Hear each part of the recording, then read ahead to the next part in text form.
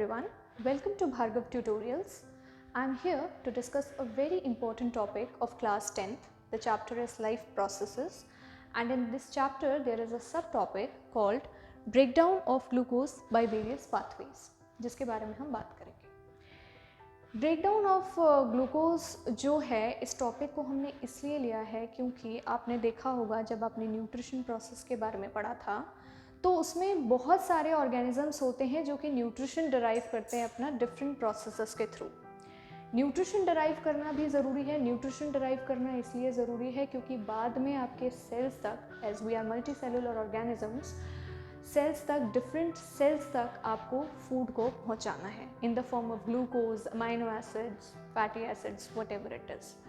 अगर आप ग्लूकोज के फॉर्म में सेल्स तक ग्लूकोज को पहुंचा रहे हैं, फूड को पहुंचा रहे हैं इन द फॉर्म ऑफ ग्लूकोज, तो उसके बाद सेलुलर एक्टिविटीज़ भी वहाँ पर होंगी जिसमें एनर्जी का प्रोडक्शन ऑब्वियस है। तो इसलिए आपको क्या करना है कि आपको इस ग्लूकोज का ब्रेकडाउन पढ़ना ज़रूरी है डिफरेंट पाथवे से। डिफरेंट पाथवेज क्यों बोला है मैंने? डिफरेंट पाथवेज इसलिए बोला है मैंने क्योंकि आपके पास दो टाइप की सर्कमस्टांसेस होती हैं। एक आपके पास होती है एनारोबिक कंडीशन एंड एक होती है आपके पास एरोबिक कंडीशन। एनारोबिक कंडीशन का मतलब होता है जिसमें ऑक्सीजन की रिक्वायरमेंट आपको नहीं है। एरोबिक कंडीशन मतलब जिसमें आपको ऑक्सीजन की रिक्वायरमेंट है। तो चलिए आगे बढ़ते हैं। सबसे पहले तो जैसे कि मैंने यहाँ पर मेंशन किया हुआ है, the food material taken during the process of nutrition has to be used in cells to provide energy for various life processes. Diverse organisms do this in different ways, जिसकी मैंने अभी स्टार्टिंग में आपसे बात की। डिफरेंट लाइफ प्रोसेसेस को maintain करने के लिए आपको एनर्जी की रिक्वायरमेंट है। एनर्जी की रिक्वायरमेंट है तो सेलुलर एक्टिविटीज़ होनी ज़रूरी है। सेलुलर एक्टिविटीज़ अगर होंगी तो उसके लिए ग्लूकोज इज मैंडेटरी। उसके बाद आपके पास ये कुछ स्टेप्स हैं जिसमें आपका ब्रेकडाउन ऑफ ग्लूकोज हो रहा है। ब्रेकडाउन ऑफ ग्लूकोज जैसे कि मैंने आपको बताया, एरोबिक कंडीशन, एनारोबिक कंडीशन दोनों में हो सकता है। अगर आप एनारोबिक कंडीशन की पहले बात करें जिसमें आपका ऑक्सीजन की रिक्वायरमेंट नहीं होती है, तो उसमें आपका एक एग्जांपल है यीस्ट।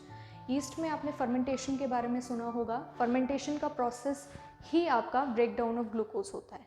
बट अगर आप एनारोबिक कंडीशन और एरोबिक कंडीशन की बात करें तो जो सबसे पहला प्रोसेस होता है जिसमें ग्लूकोज जो कि 6 कार्बन मॉलिक्यूल है पायरुवेट में ब्रेक होता है, जो कि 3 कार्बन मॉलिक्यूल है, वो सभी में होगा, चाहे वो एनारोबिक कंडीशन हो चाहे वो एरोबिक कंडीशन हो। और ये प्रोसेस आपका होगा साइटोप्लाज्म में। तो ये तो दोनों में होगा, चाहे एरोबिक्स, चाहे एरोब्स हो चाहे एनारोब्स हो। तो पहला प्रोसेस साइटोप्लाज्म में होगा जिसमें आपका ग्लूकोज जो कि 6 कार्बन मॉलिक्यूल है पायरुवेट 3 कार्बन मॉलिक्यूल में ब्रेक होगा।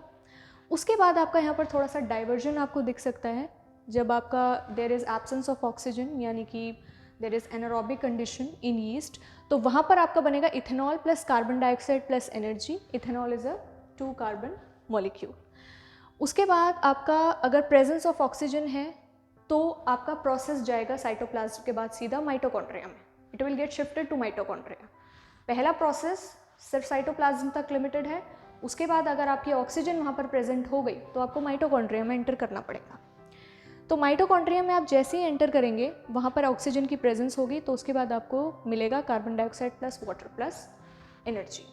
तो ये आपके प्रोडक्ट्स हैं एनारोबिक कंडीशन में ethanol plus carbon dioxide plus energy, aerobic condition में carbon dioxide plus water plus energy.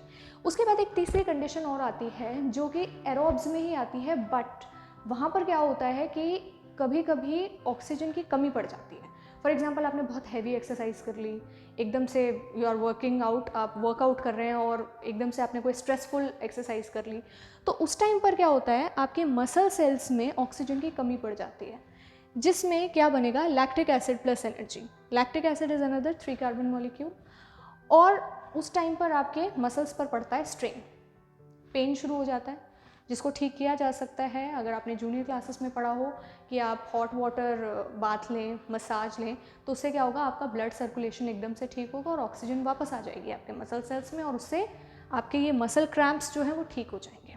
तो this is another condition where there is lack of oxygen in our muscle cells. This is also a way in which glucose is breaking down into lactic acid plus energy. आगे बढ़ते हैं। उसके बाद the energy released during cellular respiration is immediately used to synthesize a molecule of ATP which is used to fuel all other activities in the cell. तो जो आपने energy produce की है, जो मैंने आपको प्रोडक्ट्स में कार्बन डाइऑक्साइड प्लस एनर्जी दिखाया था, उस एनर्जी का इस्तेमाल आप करेंगे एटीपी के सिंथेसिस में। ATP is adenosine triphosphate which is the energy currency molecule for the cellular activities. जब एटीपी अपनी फॉर्म में होता है then it is adenosine triphosphate. जब वो ब्रेक डाउन होता है तो it forms adenosine diphosphate plus inorganic phosphate. यानी कि जब एटीपी ब्रेक डाउन होगा तो एनर्जी रिलीज होगी इन the form of ADP, adenosine diphosphate plus inorganic phosphate. और जब आपको सिंथेसाइज करना होगा एटीपी को तो आपको एडीपी प्लस इनऑर्गेनिक फॉस्फेट को ऐड करना होगा and then you will be forming adenosine triphosphate which is ATP. फिर एटीपी का इस्तेमाल आप और जितनी भी सेलुलर एक्टिविटीज़ हैं उसमें करते हैं और अपने लाइफ प्रोसेसेस को मेंटेन करते हैं। आई होप आपको ये वीडियो समझ में आया होगा, ये कॉन्सेप्ट आपको क्लियर होगा। अब अगर आपको कोई भी डाउट्स होते हैं या कोई भी आपको किसी भी टॉपिक से रिलेटेड इन्फॉर्मेशन आपको चाहिए, आप चाहते हैं हम वीडियो बनाएं, तो उसके लिए आपको वीडियो में कुछ लिंक्स दिखाई दे रहे होंगे, इंस्टाग्राम, जीमेल, ईमेल एट्सेट्रा, तो उस पर आप हमें कॉन्टैक्ट कर सकते हैं। Thank you for watching.